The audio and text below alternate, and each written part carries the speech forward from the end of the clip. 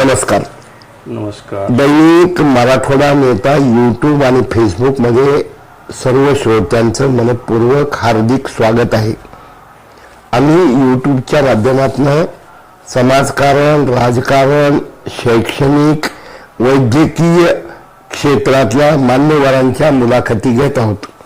आतापर्यंत शिवराज पाटील चाकूरकर, ढोक महाराज, गहिनीनाथ महाराज, उल्हासदादा Pawar, Ransubhe sir, J M. Waghmare sir, हृदयरोग तज्ज्ञ डॉक्टर शिवपूजे, डॉक्टर सारडा अशा अनेक लोकांच्या मुलाखती घेतल्या.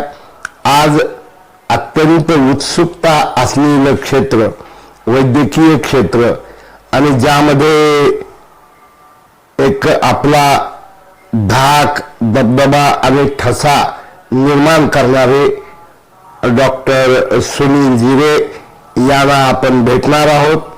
हा इंटरव्ह्यू जास्तीत जास्त लोकांपर्यंत फॉरवर्ड करा, सबस्क्राईब करा, लाईक करा, शेअर करा ही मी आपणाला विनंती करतो. नमस्कार डॉक्टर साहेब. नमस्कार. डॉक्टर साहेब, होमिओपॅथी, ॲलोपॅथी, आयुर्वेदिक अशा वेगवेगळ्या पॅथीमध्ये आपण होमिओपॅथीकडं कसं काय आकर्षित झालात याबद्दल श्रोत्यांना थोडी माहिती द्यावी. प्रथम बद्दर साहेबांनी जे मला इथं बोलवलं आणि ते जे ज्ञानप्रबोधनाचं कार्य ह्या माध्यमातून करताय, मग विविध विषयामधले लोकांना बोलवून करताय, त्याबद्दल मी त्यांचे स्वागत करतो. फार मोठं कार्य आहे ते. आता तुमचा प्रश्न होता की होमिओपॅथी कडे कसे काय वळलात. तर अगदी लहानपणापासूनच आमचे वडील व्हेटरनरी डॉक्टर होते आणि त्यांना होमिओपॅथीचा व्यासंग होता. तर त्यावेळेला जनावरांमध्ये सुद्धा ते होमिओपॅथी अप्लाय करायचे. अच्छा. आणि ह्युमनमध्ये पण अगदी फ्री ऑफ कॉस्ट ते ट्रीटमेंट करायचे आणि ते रिझल्ट पाहून त्यांना वाटायचे की माझ्या घरातला एखादा तरी मुलगा होमिओपॅथीला गेला पाहिजे. आणि ते एक आकर्षण तेव्हापासून निर्माण झालं होतं पॅथीचं. हे इकडे गेल्यानंतर आपण हा अभ्यासक्रम कुठून पूर्ण केला. हा अभ्यासक्रम मी हुबळी धारवाड येथे कर्नाटका होमिओपॅथिक मेडिकल कॉलेज इथून कंप्लीट केला. किती वर्षाचा अभ्यासक्रम सर. हा 12वी नंतर 4 वर्षाचा अभ्यासक्रम. अच्छा. या अभ्यासक्रमाचं वैशिष्ट्य आणि जसं इतर ॲलोपॅथीमध्ये आयुर्वेदमध्ये नाडी परीक्षा होते, ॲलोपॅथीमध्ये रक्त तपासणी, लघवी तपासणी, थुंकी तपासणी अशा प्रकारचे मार्ग रोगाचा निदानाचे असतात. तर होमिओपॅथिकमध्ये फक्त पेशंटच्या इन्फॉर्मेशनवरच ट्रीटमेंट केली जाते की आणखीन काही चिकित्सा केली जाते. याच्यामध्ये जसं आयुर्वेदामध्ये वात, पित्त, कफ, दोष, नाडी परीक्षा असते, जसं ॲलोपॅथीमध्ये डायग्नोसिसला महत्त्व आहे, तसं होमिओपॅथीमध्ये सोरा, सिफिलिस, सायकोसिस आणि ट्युबरक्युलोसिस हे एक मियाझम म्हणजे त्याच्या प्रत्येक रोगाच्या मुळाशी हे मियाझम मानलेले आहेत. त्यामुळे कुठलाही आजार होताना त्याला बेस हा सोरा, सिफिलिस, सायकोसिस किंवा ट्युबरक्युलोसिस हा असतो. म्हणजे नेमकं काय सर, म्हणजे याच्यामध्ये कसं असतं की आपण लहानपणापासून म्हणा किंवा आपल्या जीवनाच्या वाटचालीमध्ये आपल्याला बऱ्याच वेळेला त्वचा रोग होतात आणि आपण ते स्ट्रॉंग औषधं घेऊन वगैरे ते दाबली जातात. तर त्याच्यामुळे काय होतं की पुढे चालून हळूहळू कॉम्प्लेक्स डिसिजेस व्हायला लागतात. तर त्याला आपण बेस हा सोरा म्हणतो की त्वचा रोग दबल्या कारणाने जे आजार पुढे आयुष्यामध्ये डेव्हलप होतात, जे आपल्याला कळत नाही की ते त्याच्यामुळे होते, पण हिस्ट्रीमध्ये आपल्याला ते समजतं. त्यामुळे आम्हाला ते समजतं की हा सोरा ग्रुपचा पेशंट आहे. त्यानंतर सायकोसिस, सिफिलिस हे असेच वेगवेगळे पॅथॉलॉजिकल आजार आहेत, ट्युबरक्युलोसिस, की जे रोगाच्या मुळाशी असू शकतात. यामध्ये असं सांगितलं जातं की काही पर्टिक्युलरच म्हणजे प्रकारच्या 50-56 प्रकारच्या औषधी असतात आणि त्याचं कॉम्बिनेशन करून ट्रीटमेंट केली जाते. विनोदानं लोक म्हणतात की ती डॉक्टरांना साबुदाण्याच्या गोळ्या देणारा डॉक्टर. तर नेमकं म्हणजे हे कसं आहे, म्हणजे कोणता रोग कोणता उपाय हे काय, म्हणजे डायग्नोसिस आणि उपाय हे कसा होतो? बरोबर आहे. हे लोकांचं थोडंसं अज्ञान आहे पॅथीबद्दल. ऍक्च्युअली काय आहे की जवळपास हजारो औषधं आता होमिओपॅथीमध्ये आहेत, 50 औषधं नाही आहेत. आणि आपण रोगाची संपूर्ण माहिती, केस टेकिंग एक प्रकार असतो होमिओपॅथीमध्ये. तर रोगाची पूर्ण माहिती संकलित करून त्याचे होणारे सध्याचे आजार, त्याला पूर्वी होऊन गेलेले आजार, त्याचा स्वभाव, त्याच्या आवडीनिवडी, त्याचं सर्व कलेक्शन करून ती रेमेडी आम्ही निवडतो. आणि हे कॉम्बिनेशन नसून कॉन्स्टिट्युशनल रेमेडी असते. त्या पेशंटला नेमकं कुठलं औषध लागू पडतं हे चिकित्सक पद्धतीने निवडूनच ते द्यावं लागतं. अच्छा. हा. तर डॉक्टर साहेब, आता साधारणतः प्रायमरी सर्दी पडस खोकला की जसं अगोदर ॲनासिन असं सांगितलं जायचं, सर्दी ताप खोकला डोकंदुखीवर, किंवा अगोदर ॲलोपॅथीमध्ये बी कॉम्प्लेक्स डायक्रिस्टासिन आणि मग डिस्टल वॉटर मिक्स करायचं ते आणि द्यायचं, अशा प्रकारची ट्रीटमेंट असायची. आणि मग समजा अशक्तपणा वगैरे आला की सलाईन द्या वगैरे. तर आपल्याकडे अशा म्हणजे फर्स्ट स्टेप, सेकंड स्टेप आणि थर्ड स्टेप अशा काही ट्रीटमेंटच्या पद्धती आहेत का? हो, निश्चितच आहेत. कारण ॲक्यूट फेजमध्ये बऱ्याच वेळेला आपण रोगाची माहिती घेतो की बाबा सर्दी झाली आहे म्हणून डायरेक्ट सिनारेस्ट किंवा एखादी लिव्होसिट्रिजिन गोळी देण्याची पद्धत होमिओपॅथीमध्ये नाही.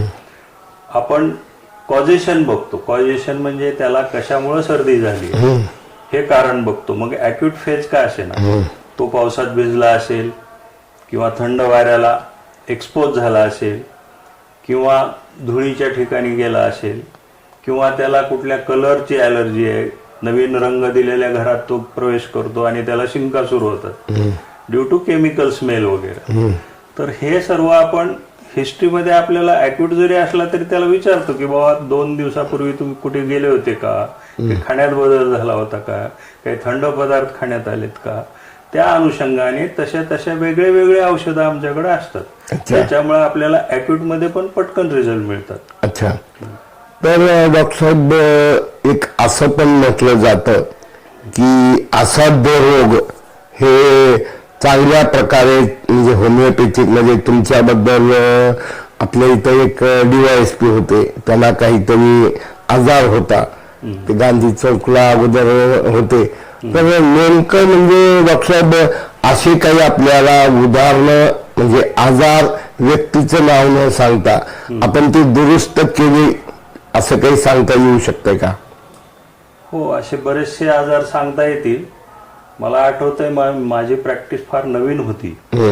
त्या काळामध्ये निलंगा तालुक्यातून एक मुलगी आली होती माझ्याकडे. ती साधारणपणे 8-9 वर्षाची असेल आणि ऍक्च्युली तिला व्हायरल इन्फेक्शन काहीतरी झालेलं असताना ॲलोपॅथिक मेडिसिनमुळं तिला भयानक रिॲक्शन आली होती आणि ती पूर्ण असे जळाल्यासारखी दिसत होती. अच्छा. बर्न केस टाईप. तर मी तर सुरुवातीला पाहून घाबरूनच गेलो. मी म्हणलं बाबा हे तुम्ही सिव्हिलला वगैरे जा, हे काहीतरी वेगळंच दिसायला प्रकरण.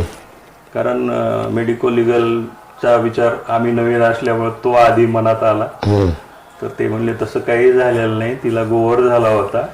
आम्ही ॲलोपॅथिक औषधं दिले आणि त्यानंतर त्या औषधाची रिॲक्शनमुळं ती एकदम अशी भाजल्यासारखी स्किन तिची झाली. अगदी म्हणजे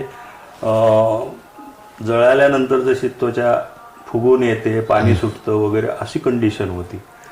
पण त्यांनी ती हिस्ट्री सांगितल्यानंतर मी मिझल्सच्या अनुषंगाने, गोवरच्या अनुषंगाने त्याला फक्त सिम्पटोमॅटिक ट्रीटमेंट दिली, म्हणजे ते जे पाणी सुटल्यासारखं झालं होतं त्याला ड्रेनेज रेमेडी दिली.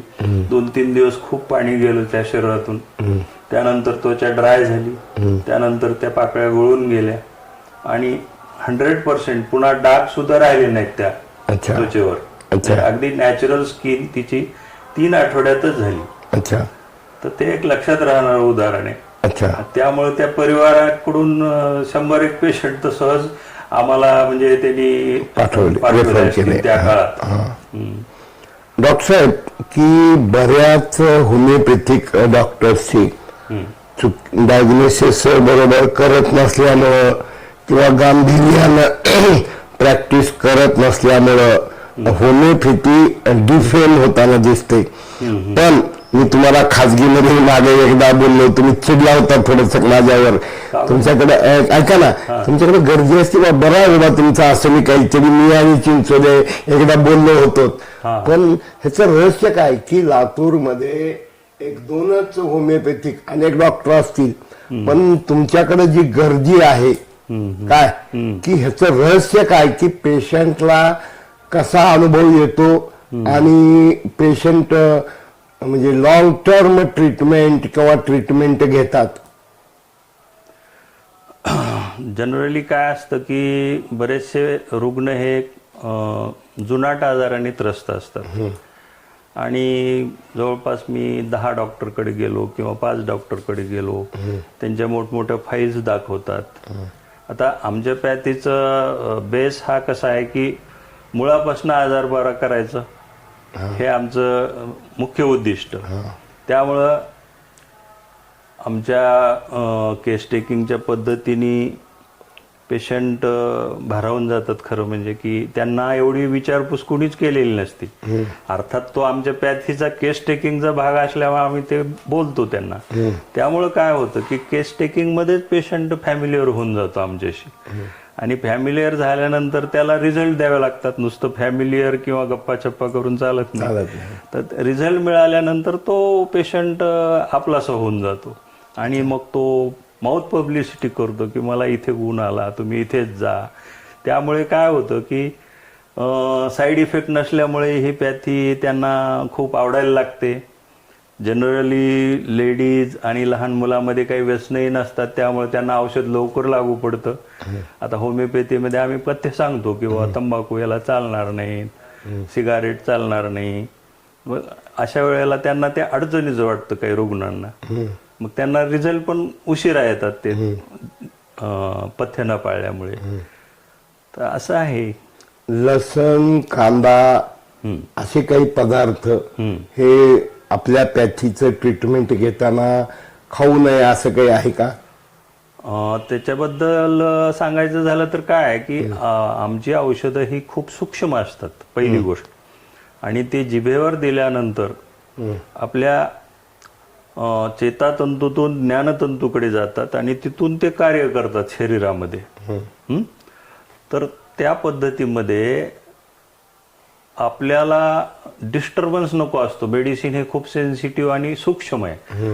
तर याच्यामध्ये जनरली स्ट्रॉंग वासाचे पदार्थ, उग्र वासाचे पदार्थ घेण्याचे किंवा वास टाळावा असं संकेत आहे. त्याच्यामुळे मेडिसिनचा प्रभाव कमी होतो. अच्छा.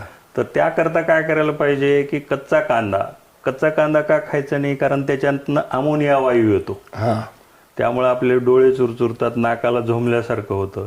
तर आपण घेत असलेलं औषध हे खूप सूक्ष्म स्वरूपाचं असल्यामुळे ते त्याची ऍक्शन डिस्टर्ब करू शकतं.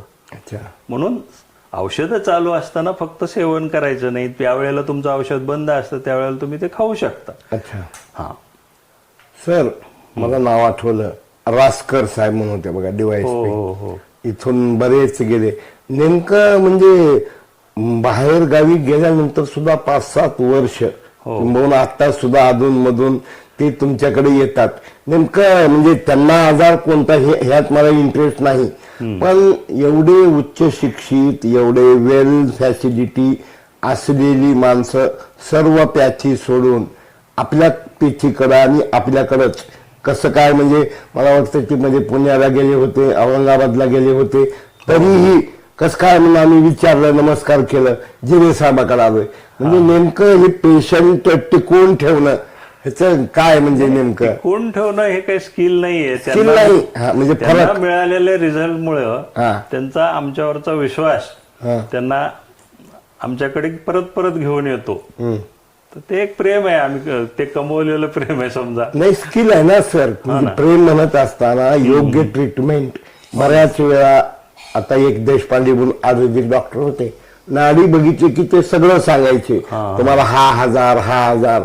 तसं असाध्य आजार सगळीकडे थांबलं, आता आपल्याला ट्रीटमेंट होत नाही, मग चला बाबा शेवटचा प्रयोग म्हणून जिरे साहेबाकडे जाऊ, काय त्यांच्याकडे होमिओपॅथी आहे आणि त्यातनं पेशंट बरे होतात. तर नेमकं जसं मी रासकर साहेब आठवले मला, असे अनेक माणसं मी बघतो की कुठले कुठले आजार की जे कुठल्याच पेटीच्या उपचाराला साथ देत नाहीत. तर असं आपल्या पेटीमध्ये कोणकोणत्या आजारावर हमखास उपचार केला जाऊ शकतो?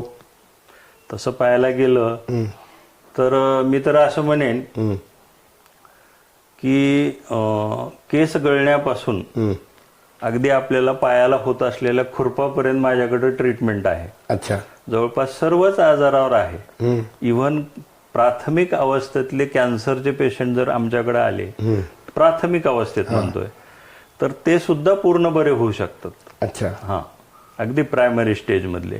मग आपण आता जनरली केस गळणे, कोंडा होणे, ॲलर्जिक सर्दी, ॲलर्जिक ब्रॉन्कायटिस, क्रॉनिक कफ, त्यानंतर डायजेस्टिव्ह सिस्टीमचे आजार ज्याच्यामध्ये ॲसिडिटी, आजकाल सर्वात जास्त भेडसावणारा प्रकार म्हणजे रुमॅटिझम, संधिवात, त्यानंतर जीवनशैलीतल्या बदलामुळे आजकाल मोठे म्हणण्यापेक्षा खूप दिवस लिंगरिंग राहणारे आजार म्हणजे थायरॉइड, त्यानंतर PCOD, हे बदलत्या जीवनशैलीचे आजार आहेत. याच्यावर सुद्धा आपण जर व्यवस्थित मार्गदर्शन आणि अचूक ट्रीटमेंट केली तर हे पूर्ण बरे होतात. म्हणजे होमिओपॅथिकने हे औषधं बरे होतात. थायरॉइड मध्ये म्हणजे ॲलोपॅथी शिवाय बरं होत नाही असं म्हणतात. आपल्याकडे काही थायरॉइडचे पेशंट? खूप पेशंट आहेत माझ्याकडे, सध्या सुद्धा खूप पेशंट आहेत. अच्छा. हो. असं काही जण म्हणतात, म्हणजे मला अनुभव नाही, पण फर्स्ट ट्रीटमेंट मी आलो की जसं ते पेशंट त्वचेचं की जास्त पाणी सुटलं की लोक घाबरून जातात आणि दम निघत नाही आणि मग दुसरीकडे जातात आणि मग गडबड होते. तर असं काही घडतं का की आपण रोग दाबून ठेवत नाहीत, काही तो बाहेर निघतो आणि त्या काळात पेशंट थोडे घाबरतात, असं काही होतंय का? होतं ना. तर तो एक ट्रीटमेंटचाच भाग आहे. आम्ही रुग्णाला पूर्व कल्पना देतो की बाबा ही औषधं घेतल्यानंतर तुमचा दबलेला आजार थोडासा ॲग्रुएट होईल. ती रिॲक्शन नसते, ती ऍक्शन असते औषधाची, ज्याच्यामुळे आपल्याला असलेली लक्षणं थोडीशी तीव्र होतात आणि तीव्र होऊन ते परत कमी कमी व्हायला लागतात. तर ते जर आपण पेशंटला अगोदरच कल्पना दिली तर पेशंट घाबरत नाही. तुम्ही म्हणल्यासारखं मला त्रास झाला 4 दिवस, त्यानंतर आता बरं आहे. बरेच पेशंट फोनही करतात, सांगून सुद्धा घाबरतात, ते फारच होतंय वगैरे वगैरे. पण काय असते की बऱ्याच वेळेला ते आजार दाबूनच ठेवणारी औषधं घेत राहिल्यामुळं त्यांना तो चटकन रिलीफची सवय लागलेली असते. त्यामुळे ते कन्व्हिन्स करावं लागतं, बऱ्याच वेळेला समजून सांगावं लागतं, पेशंट टिकवून ठेवावं लागतो बरंच बोलून सांगून. आणि एकदा ते कन्व्हिन्स झाले की मग ते पूर्ण बरे होईपर्यंत ट्रीटमेंट सोडत नाहीत. कॅन्सर, शुगर, BP, थायरॉइड, या चारही ह्याच्यावर होमिओपॅथिक मध्ये ट्रीटमेंट होऊ शकते का? होऊ शकते, पण त्याच्यामध्ये काय असतं सांगतो. BP शुगरच्या पेशंटमध्ये पेशंटला सवय झालेली असते ॲलोपॅथी औषधाची, ते एकदम विड्रॉ पण करता येत नाही. त्यामुळे हळूहळू टॅपर डोस करून आपण होमिओपॅथीवर त्याला शिफ्ट करू शकतो. 100% पेशंट नीटच होतो असं मी दावा करणार नाही बीपीचा आणि शुगरचा. जसं ते ॲलोपॅथी घेतात तसं त्यांना होमिओपॅथी पण बरेच वर्ष घ्यावं लागतं त्या आजारांमध्ये. त्याच्यात जीवनशैलीत थोडे बदल करावे लागतात. काही पेशंटला फिरायला जा म्हणलं तर जाणं होत नाही, गोळ्याच घ्या म्हणून सांगतो. मग आम्ही तुम्ही ॲलोपॅथीच्या गोळ्या घ्या, तुम्ही आम्ही सांगितल्याप्रमाणे काही व्यायाम करत नाही, फिरायला जात नाही, जीवनशैलीत बदल करायची तयारीच नसते बऱ्याच जणांची, त्यामुळे ते तसं घडतं. थायरॉइड पेशंटमध्ये आजकालच्या नवीन पिढीमध्ये जंक फूड खायची खूपच फॅशन आलेली आहे, तर त्यांना त्याचं गांभीर्य वाटत नाही. पण समजून सांगितल्यावर बरेच जण ऐकतात, पण स्वतःमध्ये बदल करतात. अगदी लहान लहान मुलं सुद्धा, अंकल मी तुम्ही सांगितल्यापासून एकदाही आईस्क्रीम खाल्लं नाही, एकदाही चॉकलेट खाल्लं नाही असं सांगतात. अच्छा. आमच्या औषधामुळे ते आमच्या फार जवळ आलेले असतात लहान मुले, स्पेशली की हे डॉक्टर काही इंजेक्शन करत नाहीत, कडू गोळ्या देत नाहीत, त्यामुळे ते फॅमिलियर होतात. आता आपल्याकडं म्हणजे आपण लातूरमध्ये नंबर 1चे होमिओपॅथिक डॉक्टर म्हणून म्हणजे आज ओळखले जातात. मराठवाड्यातनंही दूरदूरहून पेशंट येतात. पण आपल्याकडं पेशंट ऍडमिट करणे, ट्रीटमेंट करणे आणि जसे मोठे मोठे हॉस्पिटल आहेत तसे आपल्याकडे नाही. पण पुण्याला एक मोठं हॉस्पिटल मी पाहिलं, 4-5 मजली होमिओपॅथिकचं हॉस्पिटल आहे. तर तुम्हाला त्यांच्या कधी म्हणजे संपर्क किंवा तर आपल्याकडं अशा प्रकारे काही करणं गरजेचं आहे का, किंवा पुढे एक्सपान्शन आपल्या हॉस्पिटलचं कशा प्रकारे असावं असं आपल्याला वाटतंय? मी असं म्हणेन की कुठलीही पॅथी ही कम्प्लीट पॅथी नसते, पहिली गोष्ट. अच्छा. काही गोष्टीला लिमिटेशन येतातच, बरोबर आहे. आता एखाद्या व्यक्तीच्या शरीरातलं व्हायटल फ्लुइड कमी झालं असेल, त्याला सलाईन लावावंच लागते. एखाद्याला खूपच ऑक्सिजन अर्जंटली कमी पडत असेल, त्याला आयसीयू मध्ये ऍडमिट करावंच लागतं. म्हणून मी एक वाक्य बोललो की बाबा कुठलीही पॅथी ही पूर्ण कंप्लीट नसते. आज पॉलिपॅथीचा जमाना आहे, एकमेकाची मदत ही घ्यावीच लागणार आहे इथून पुढे. त्यामुळं काही गोष्टीला लिमिटेशन हे आपल्याला मान्य करावं लागतात. मला वाटतंय मराठवाड्यामध्ये आणि पुण्यामध्ये तेवढं एकच पेशंट ऍडमिट करायचं जिथं साधारणतः 100-150 बेड आहेत. आणि एकदा मी जाण्याचा योग आला मला, तिथे एक पेशंट आमचे आप्पा बाबा काही दिवस ऍडमिट होते. तर आपल्याकडं म्हणजे मला वाटतं मेडिकल कॉलेजला पण एवढी ट्रीटमेंट, मुळात होमिओपॅथिक मेडिकल कॉलेज मध्ये जी ट्रीटमेंट आणि तज्ञ डॉक्टर आणि इक्विपमेंट असली पाहिजेत ते नसल्यामुळं आडातच नाही तर पोहऱ्यात कुठून येणार. जिथं शिकवणाऱ्या स्टॉपलाच नॉलेज नाही, मशिनरी इक्विपमेंट नाहीत, आणि त्यामुळं होमिओपॅथी ह्या असल्या कॉलेजमुळं, असल्या संस्था चालकामुळं आपण प्रतिक्रिया देणार नाहीत, कारण तुमचा नकारात्मक बोलण्याचा स्वभाव नाही. पण मला असं वाटतं की वेल इक्विप्ड कॉलेज जोपर्यंत असणार नाहीत तोपर्यंत वेल नोन किंवा स्टडीड ह्याचं धारिष्ट कोणी करणार नाही, असं म्हणलं तर ते उचित ठरेल, चुकीचं नाही. सर, या क्षेत्रामध्ये म्हणजे की आपल्याला कसं आहे की ॲलोपॅथिक डोकं दुखून आलंय, नोवेलिन घ्या, खोकला येऊन आलंय, स्ट्रेप्सिल्स किंवा कुठल्या तरी कफ टॅबलेट घ्या, चटमंगनी पट बहा, हे म्हणजे ॲलोपॅथी.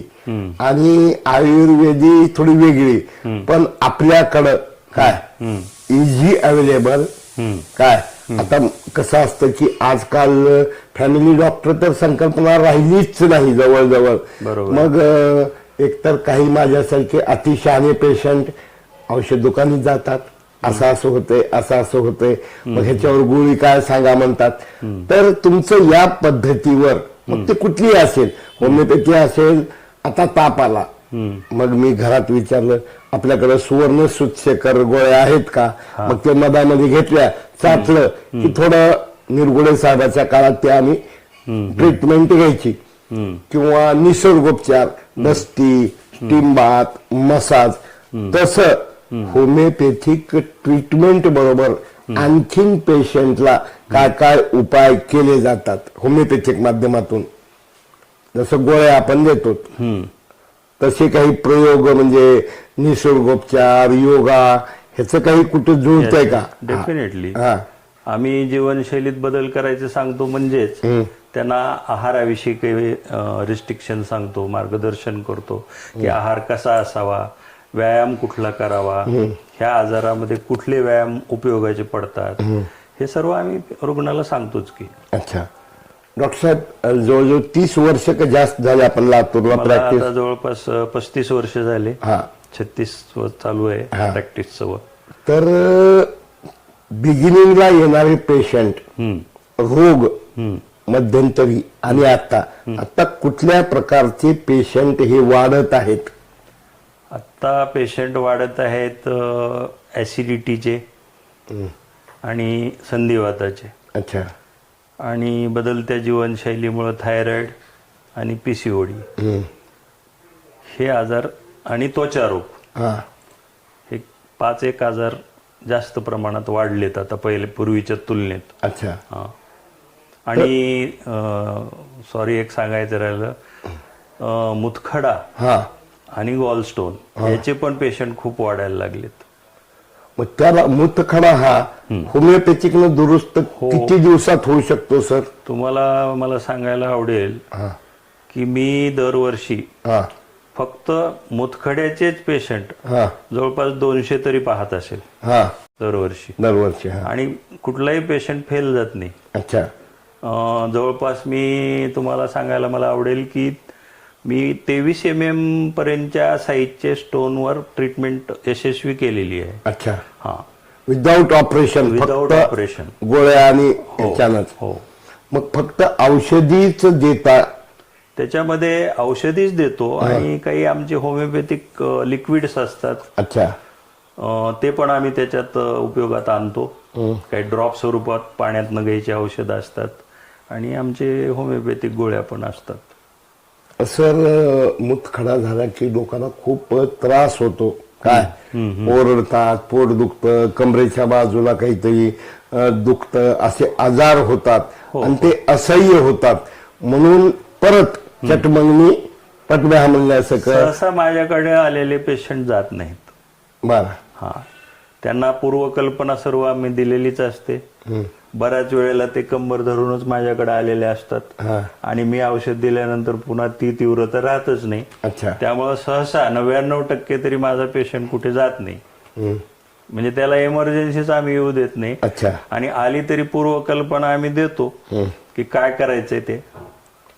तुमचा स्वभाव, थोडं मोकळं बोलतो, तुमचा स्वभाव हार्ड अँड फास्ट स्ट्रिक्ट असल्यासारखं मी 25-1 वर्षापासून पाहतोय. एक अशी इमेज आणि आपली बॉडी लँग्वेज किंवा बोलणं, तर असाध्य आजारामध्ये गुप्त रोगाचे, सेक्शुअल डिसीजचे असले काही पेशंट घाबरून तुमच्याकडे येत नाहीत का काय? म्हणजे तुमका येतात आणि सक्सेस ट्रीटमेंट होते? येतात ना. अच्छा. येतात आणि खूप विश्वासाने ट्रीटमेंट घेतात आणि सक्सेस पण होतात. अच्छा. तर प्रामुख्यानं या ट्रीटमेंट म्हणजे होमिओपॅथी ही मॅक्झिमम युजफुल ही कुठल्या कुठल्या आजारासाठी आहे असं आपल्याला वाटतं? मी आता सांगितल्याप्रमाणे अॅक्यूट आजारामध्ये आपण अगदी टॉन्सिलायटिस, डोळे येणं, बऱ्याच वेळेला डोळ्याची साथ आलेली असते, अर्जंट इलाज होतो. हो. सर्दीचे पेशंट असतात. सर्दीमध्ये पण अॅक्यूट फेजमध्ये पण इलाज चांगला होतो. 4-4, 6-6 महिने खोकला राहत नाही असं म्हणणारे पेशंट येतात. त्यांना आम्ही 15 दिवसात, महिन्यात रिझल्ट देतो. अच्छा. ऍसिडिटीचे 20-20 वर्षापासून ऍसिडिटी आहे असे पेशंट येतात. वर्षभर ट्रीटमेंट घेऊन ते बरे होतात. इरिटेबल बाउल सिंड्रोम नावाचा एक आजार असतो आतड्यांचा, ज्याच्यामध्ये खूप मुरडा मारून वेदना होतात, आतड्याला जखमा झालेल्या असतात, बऱ्याच वेळेस शौचास रक्त पडणे, शेम पडणे असे प्रकार असतात. ते पण 15-15 वर्षांनी पेशंट परेशान असतात. अशा पेशंटला सुद्धा 1-2 वर्ष कंटिन्यू ट्रीटमेंट दिली तर ते बरे होतात. अच्छा. मूळव्याधीवर आपल्याकडे इलाज आहे का सर? निश्चितच आहे. विदाऊट शस्त्रक्रिया? विदाऊट शस्त्रक्रियेसाठीच आमच्याकडे यायचं, शस्त्रक्रियेसाठी नाहीच यायचं. आणि मूळव्याधमध्ये काय होतं, आहार हा महत्वाचा बेस आहे त्याचा. तुमचं कामाचं स्वरूप, तुमचं बैठं काम असेल, तुम्ही चहा जास्त पित असाल, तुम्ही वेळेवर जेवण करत नसाल, तुमचं जागरण होत असेल, त्यामुळे मूळव्याध वाढतो. अच्छा. तर काही असे बदल करायला सांगायचं असतो पेशंटला, दुसरं काहीच नाही त्यामध्ये. आता होमिओपॅथी म्हणजे श्रीमंतास आवडणारी, अगोदर कापड दुकानावर लिहिलेलं असायचं श्रीमंतास आवडणारे आणि गरीबास परवडणारे हे आमचे कापड दुकान आहे. तसं माझा एक असा समज आहे की ही पॅथी ही जास्त कॉस्टली नाही आणि असं म्हणजे काहीतरी चिरफाड करावी लागत नाही. त्यामुळं ही पॅथी ही श्रीमंताला आवडणारी आणि गरीबाला परवडणारी आहे असं माझं एक मत आहे. पण आम्हाला परत राहून राहून तोच प्रश्न, चटमंगनी पटब्या, खोकला येऊ लागलाय, आवाज बसलाय, टॉन्सिल वाढलेत, सांधे दुखी आहे, आम्हाला घाई असते. हो, काय पेशन्स नसतो. मग यासाठी पेशन्स ठेवण्यासाठी पेशंटनी काय करावं? पेशन्स ठेवण्यासाठी त्यांनी कसं आहे माहितीये का, की समजून घेतल्या पाहिजेत गोष्टी. अर्जन्सीला महत्व नाही. आता बरेच उद्योजक टाईप लोक माझ्याकडे येतात, ते सांगतात की जेट येऊ गए, आम्हाला थांबायला वेळ नाही, आम्हाला पटकन आराम पाहिजे. तर मधल्या काळात कोरोनामध्ये आपल्याला सर्वांना लक्षात आलंय की कितीही पळलं तरी जीवनापेक्षा जास्त काही नाहीये. त्यामुळं मी म्हणजे किती बिझी माणूस असला तर त्याला सांगतो की तू स्वतःला वेळ दे, वेळेवर जेवण करत जा. बरेच कामावर जाणारे लोक डबा सोबत नेत नाहीत. मी म्हणलं मी डबा 2 मिनिटात खातो म्हणलं तर तुला कोणीच नाही म्हणणार नाही. आणि ते बदल घडतात. मग वेळेवर जेवणं, वेळेवर व्यायाम, वेळेवर झोपणं, याच्यामुळे बरेच आजार आपोआपच बरे होतात. अच्छा. बदरजी, कोरोनाच्या काळात आपण काही कोरोनाच्या पेशंटवर ट्रीटमेंट केली का? कोरोनाच्या पेशंटवर डायरेक्ट ट्रीटमेंट तर आम्ही नाही केली, कारण आमच्याकडे कुणी त्यावेळेला येतच नव्हतं, कारण ते भीतीचं वातावरणच असं होतं. तर त्यावेळेला मला आठवतं की आर्सेनिक अल्ब ह्या औषधामुळं बरीच इम्युनिटी वाढवण्याचं कार्य आमच्या औषधांनी केलं. त्यानंतर 1-2 पेशंटला ते ऍडमिट होते आणि त्यांनी माझ्याकडनं ऍस्पिडोस्पर्मा म्हणून एक लिक्विड आहे ज्याच्यामुळे ऑक्सिजन लेवल वाढायचं, घेतलं की ड्रॉप घेतले की. तर ते एक आठवतं मला की त्यांचं फीडबॅक आहे की त्या ऑक्सिजन लेवल त्या औषधाने वाढलं. अच्छा. हा. आता जनरली श्रीमंत लोक म्हणा किंवा बायपास, एन्जिओप्लास्ट, नंतर ब्लॉकेज, येस, ह्या संदर्भात आपल्याकडे काय म्हणजे नेमकं ट्रीटमेंट आहे ना? आहे ना. जनरली काय असतं की 30%, 60%, 70% ब्लॉकेजेस होमिओपॅथीमध्ये तशी काही औषधं आहेत की ज्याच्यामुळे ते पूर्णपणे नील होऊ शकतात. पण ज्या वेळेला 90% ब्लॉकेज आहे, 100% ब्लॉकेज आहे, तिथं रिस्क घ्यायची नसते. म्हणून कमीत कमी ब्लॉकेजेस असले किंवा कमी पर्सेंटेज मध्ये ब्लॉकेजेस असले तर आम्ही यशस्वी उपचार करतो. आता आपल्या पेथी संदर्भात नाही, पण शशी पाटील म्हणून एक शिवांबू चिकित्सा करणारे डॉक्टर होते आणि ते सांगायचे, त्यांनी हॉस्पिटलही कोल्हापूरमध्ये डोंगरामध्ये केलं होतं की शिवांबू चिकित्सेनं हृदयरोग बरे होतात. जर डॉक्टरनं सांगितलं बायपास 8 दिवसात करावं लागतंय, नसता काही खरं नाही, पण ती चिकित्सा घेतली तर पेशंट बरे होतात. त्या चिकित्सेबद्दल तुम्हाला काही माहिती किंवा तुम्ही आपण चिकित्सेबद्दल अज्ञान आहे, हा नाही, त्यामुळे मी काही व्यक्त होऊ शकत. आता होमिओपॅथिक येणार, आता जसं आता आपण म्हणतात की डोळ्याचे आजार, ज्या वेळा आपल्या तिळाला फुलं लागतात त्या मोसम मध्ये डोळे येतात. उन्हाळा पावसाळा वातावरण बदल झालं, उलटी संडास होतात. आता मोसम बदलला, सर्दी पडस खोकला हे वाढतात. तर या काळात आपल्याकडं पेशंटचं प्रमाण म्हणजे, कारण हे कसं आहे, मला जे वाटतंय की जोपर्यंत ज्ञान वाढणार नाही आणि श्रद्धा आणि सबुरी म्हणल्यासारखं या पेशंटकडे साईबाबाचा जो मंत्र आहे, श्रद्धा पाहिजे, सबुरी पाहिजे. आणि श्रद्धा म्हणजे विश्वास तर जोपर्यंत लोकांना विश्वास बसणार नाही आणि व्होकल पब्लिसिटी बरोबर. ज्याला म्हणतात की आपल्याकडे येणारे पेशंट एक समजा 5 बरे झाले तर ते 100-200 पाठवतात तुम्ही जिरे साहेबाकडे जावा आणि तिकडं तुम्हाला खात्रीपूर्वक इलाज होतो. हो, निश्चितच.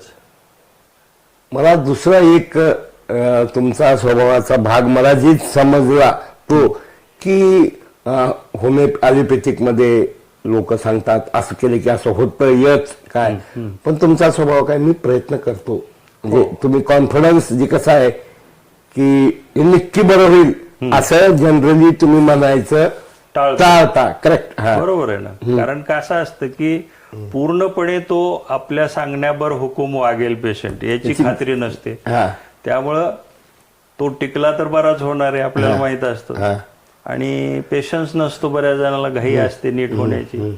त्यामुळं जनरली पेशंटला आम्ही कालावधी सांगतो की बाबा तुम्हाला हा आजार जुना असल्यामुळं किमान 6 महिने ते वर्षभर तरी ट्रीटमेंट घ्यावी लागणार आहे. तसाही तो 5-10 वर्ष इकडे तिकडे फिरून कंटाळलेला असतोच आणि त्याला तो कन्व्हिन्स झाला, त्याला थोडे रिझल्ट दिसायला लागले तर तो टिकूनही राहतो. अच्छा सर, फॅमिली डॉक्टरची संकल्पना मोडीत निघत असताना मला असं वाटतं की होमिओपॅथिकच्या माध्यमातून फॅमिली डॉक्टर ही थोडी संकल्पना रुजण्यास मदत होते असं मला वैयक्तिक वाटतंय. आपलं काय मत आहे? निश्चितच. आता माझ्याकडं एकाच फॅमिलीतले 10-10, 20-20 पेशंट आहेत. एक मोमेडियन फॅमिली, त्यांचे तर 25 पेशंट माझ्याकडे आहेत. त्यांची एक फाईलच आहेत, वेगळ्या वेगळ्या फाईल. अशा फाईलच माझ्याकडे एक 25-30 फाईल आहेत की ते कौटुंबिक, म्हणजे त्यांच्या घरामध्ये काहीही झालं तर ते आधी मला विचारतात आपल्याकडे होतं का नीट, तरच ते दुसरीकडे जातात. म्हणजे त्यांना अगदी लहान 1 वर्षाचं मूल असल्यापासून त्याला होमिओपॅथीच असं काही ठिकाणी घडतंय आमच्याकडे. म्हणजे वयाच्या कितव्या वर्षापासून कितव्या वर्षापर्यंत होमिओपॅथिक लागू पडते?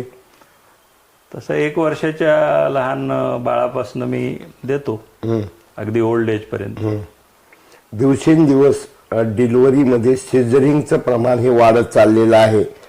तर आपल्याकडं असं काही होमिओपॅथिक मध्ये ट्रीटमेंट आहे का की ज्यामुळं सिझरिंग ही टाळलं जाऊ शकतं किंवा इझी डिलिव्हरी होऊ शकते? आहेत तशी औषधं आहेत, पण आम्ही तो दावा करत नाही, कारण प्रत्येकाला तो रिझल्ट मिळत नाही. काही पेशंटला फायदाही होतो, काही पेशंटला होत नाही. पण हे पण बदलत्या जीवनशैलीचाच परिणाम आहे. पूर्वी सर्व प्रकारची कामं लेडीज करायच्या, आता सर्व बटन दाबलं की येतं, त्यामुळं व्यायाम नसतो. आणि प्रेग्नन्सीमध्ये एखादं जर अबॉर्शन वगैरे झालेलं असलं हिस्ट्री, तर त्याला तर पूर्ण बेड रेस्टच सांगितली जाते. मग अशा मुलीला नॅचरल कळा येणंच अवघड आहे. त्यामुळे मग ते सिझरिंगकडे जाते केस. अच्छा सर, होमिओपॅथिक कडे येत असताना ट्रीटमेंट घेत असताना लोकांनी काय काय दक्षता घ्यावी असं आपल्याला वाटतंय? उपचारास येताना दक्षता काय घ्यावी असं म्हणताच येणार नाही. उपचारास आल्यानंतर काय दक्षता घ्यावी हे आम्ही सांगतो, पेशंट बघून आपण सांगू शकतो. आता बदलत्या जीवनशैलीनुसार होमिओपॅथीत आपण बदलता उपचार हे गुगलच्या माध्यमातनं का आपल्या सेमिनारच्या माध्यमातनं कुठल्या माध्यमातनं आपलं ज्ञान वृद्धिंगत होतं सर? आता आपलं म्हणजे नॉट ओनली जिरे, होमिओपॅथीचं आहे ना, म्हणजे फेसबुकच्या माध्यमातून होतं, गुगलच्या माध्यमातून होतं, वर्तमानपत्रातून होतं, अशी बरेच माध्यम आहेत. सिम्पोजियम असतात, शिबिरं असतात. अच्छा, त्याच्यामधून पण होतं. डॉक्टर साहेब, म्हणजे मला गेल्या 6 महिन्यात एक नवीन आजार की बालकामध्ये येतोय की त्याची ग्रास्पिंग पॉवर आणि त्याची एक्सप्रेशन पॉवर ही नाहीच्या बरोबर होत चाललेली आहे. मला वाटतं उमंग संस्था काहीतरी त्याचं काम करते. नेमकं असे काही पेशंट आपल्याकडे आले का की लेकराला एक्सेस मोबाईलचा वापर वगैरे, नेमकं काय म्हणजे काय होत काय आहे सर? हे कसं आहे माहितीये का, मॅग्नेटाईज होण्याची पद्धत म्हणतो आपण त्याला ते मॅग्नेटाईज होतो. त्या ऑब्जेक्ट त्याला हातात दिलं नाही तर चैन पडत नाही, तो रेस्टलेस होतो. तर हा सवयीचा भाग आहे. आपण सवय लावण्यावर आहे. मुलगा किरकिर करायला म्हणून आपण मोबाईल देतो, तो शांत तरी बसेल म्हणून, पण पुढे चालून त्याला ते व्यसन बनायला लागतं. त्याला ते नाही दिलं तर तो रेस्टलेस होतो, क्रोधित होतो थोडक्यात. तर त्याच्यावरती सुद्धा उपचार पद्धती आमच्याकडे आहेत. अच्छा. किंवा कॉन्सन्ट्रेट करत नाही, अभ्यास नीट करत नाही, किंवा त्याच्या लक्षातच राहत नाही. तर लक्षात राहत नाही हे काय आहे, अबसेंट माइंड मुळे होत असतं ते. अच्छा. त्याला आवडणारी वस्तू करू दिली ते लक्षात राहते, आणि न आवडणारी वस्तू करण्याला सांगितली तर ती कशी राहील लक्षात. मग सर ॲज ए डॉक्टर लहानपणी आता आमच्या काळात छडी लागे छमछम विद्या येई घमघम, हो. आता ती छडीची भीती वाटते की आपण लेकराला मारलं आणि त्यानं काहीतरी करून घेतलं तर कसं. ते अति लाडाचे परिणाम आहेत ते. त्यामुळे थोडा धाक हा राहिलाच पाहिजे. एकंदरीत होमिओपॅथिक ही ट्रीटमेंट थोडी वेगळी ट्रीटमेंट आहे. खरं म्हणजे तुमच्या समोर म्हणून नाही की अनेक डॉक्टर आले पण त्यांच्या दवाखान्याची भवनी होत नाही. पण तुमच्याकडे मात्र मंगळवारी या, गुरुवारी या, गुरुवारी 10:05 या. लोक राईट म्हणजे मी पहिला डॉक्टर बघतोय होमिओपॅथिक मधला किंवा सगळ्याच पॅथी मधला की पेशंटच्या कलानं डॉक्टर चालत नाही, तर डॉक्टरच्या कलानं पेशंट चालतोय. ह्याचं रहस्य काय डॉक्टर? नाही, त्याच्यामध्ये काय माहितीये का की आमच्या पॅथीमध्ये केस टेकिंग हा एक प्रकार जो असतो त्याला वेळ लागतो. म्हणजे एका रुग्णाला, आता नवीन पेशंट आला तर पूर्वी तर मला अर्धा-पाऊण तास लागायचा. आता माझ्या अनुभवामुळे म्हणा 10 ते 15 मिनिटात मी फक्त नवीन एक पेशंट बघू शकतो. जुना पेशंट जरी आला तरी त्यांच्याच फॅमिलीतले 3 पेशंट जुनेच असतात. प्रत्येकालाच माझ्याकडनं औषध घ्यायचं असतं. ते प्रत्येकाला 10-10 मिनिट दिले तरी ते 30 मिनिट घेतात. नवीन एक पेशंट बघितला 15 मिनिट झाले, 3 जुने बघितले 30 मिनिटं झाले. इथंच पाऊण घंटा गेला की मग आपण ड्युटी आवर्स मध्ये बसणार तरी किती वेळ, लिमिटेशन येतात. त्यामुळं रुग्णाला वेळ दिली तर त्यांची गैरसोय होत नाही आणि आपल्याला पण वेळ मिळतो. पेशंट हा चिकित्सक पद्धतीनेच तपासावा लागतो, त्याची माहिती घ्यावी लागते, त्याचं काउन्सिलिंग करावं लागतं, त्याला मार्गदर्शन करावं लागतं, यासाठी वेळ लागतो. त्यामुळं एकदाच गर्दी केली तर मी न्याय देऊ शकणार नाही रुग्णाला. त्यामुळं आपण लिमिटेड पेशंट बघतो आणि त्यामुळं ही वेळ घेण्याची पद्धत अगदी म्हणजे मी सुरुवातीपासूनच पाळली. हो. त्यामुळे बिगिनिंगपासून आमच्यासारख्या स्वतःला घरात नाही दाना हवलदार म्हणणाऱ्या हाय प्रोफाईल लोकांना काढते डॉक्टर वेळच देत नाहीत. आज कुठं असतंय का, आम्हाला आता चक्कर डॉक्टर फोनच उचलत नाहीत. आणि जनरली ॲलोपॅथीमध्ये मी जे बघितलं, आता घेणारे डॉक्टर असतील तर रोज 16, पण रात्री 10लाही 11लाही अजून लातूरमध्ये की काही डॉक्टरना लोक डॉक्टर साहेब असं असं होणार हो, म्हणजे पण आपल्याकडे पेशंट बघितल्याशिवाय उपचारच होत नाही. आणि वर्किंग आवर नंतर डॉक्टर आणि पेशंट, माझं नाही जनरल पेशंटला थोडा प्रॉब्लेम येतो. तर यासाठी क्रिटिकल पेशंटला अर्ली ट्रीटमेंटचा काही मार्ग आहे का? नाही, आता बऱ्याच वेळेला काही एमर्जन्सी आली आणि पेशंटने आम्हाला फोन केले तर आम्ही फोनवर त्यांना सल्ला देतो की बाबा तात्पुरतं तुम्ही हे करा ते करा, सांगतो ना. बिलकुलच मी फोनच उचलत नाही नाही. तर होमिओपॅथिक मध्ये लातूर मध्येच नाही तर मराठवाड्यात डॉक्टर जिरे काय, आणि नाव सोपं आहे लक्षात ठेवणं, मराठवाड्यात वगैरे नाही, एक वेगळा दबदबा निर्माण व्हायचं कारण काय सर? दबदबा नाहीये बद्दरजी, दबदबा नाही म्हणजे मजबुरी. पेशंट आहे, प्रेम म्हणजे कसं आहे, विश्वास आणि श्रद्धा. म्हणजे साईबाबालाच लोक का जातात, तिरुपतीलाच, आपल्या गावामध्ये एवढे मंदिर आहेत पण तिरुपतीलाच गोदकमध्ये का टाकायला जातात. तसं तुमच्याकडं येणारा पेशंट हा श्रद्धेने आणि विश्वासाने येतो. काय ह्याचं रहस्य काय? रहस्य मला काही वाटत नाही त्याच्यामध्ये. रहस्य हे एक आपला प्रामाणिक प्रयत्न असतो रुग्णाला बरं व्हावं, ही एक दुर्दम इच्छाशक्ती म्हणा, की माझ्याकडे आलेला पेशंट हा बरा झाला पाहिजे, या भावनेने आपण त्याला पाहतो, ट्रीटमेंट करायचा प्रयत्न करतो, त्याला यश येतं आणि त्याच्यातून श्रद्धा वाढते पेशंटची. मग डॉक्टर साहेब, मनोरुग्णावर काही ह्याच्याकडे ट्रीटमेंट आहे आपल्याकडं? मनोरुग्णामध्ये प्रायमरी अवस्थेतले पेशंट आपण टॅकल करतो, ज्याला आपण अति झालेला आहे किंवा ज्यांना ॲलोपॅथीच्या गोळ्या ऑलरेडी भरपूर प्रमाणात आहेत, त्यांच्या गोळ्या जर आपण विड्रॉ केल्या किंवा टॅपर केल्या तर तो परत स्फोट होण्याची भीती असते. त्यामुळे तशा केसेस आम्ही कमीच पाहतो.